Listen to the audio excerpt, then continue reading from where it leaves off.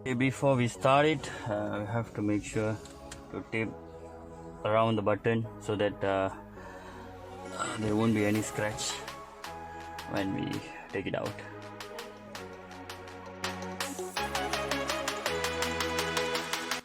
Okay, done. So there is a clip over here. It's over here. Push the clip in. And that's it.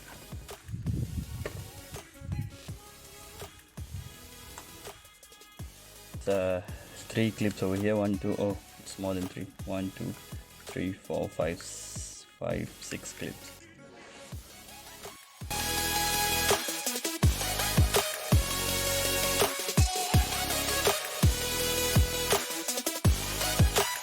There is 2 more clips over here, one here and another one over here. So we have to take it out.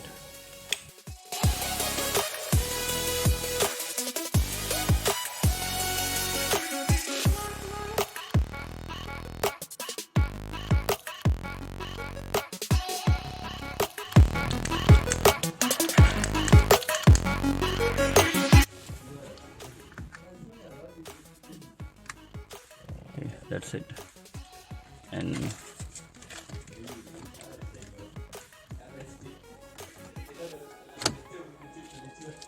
okay, done.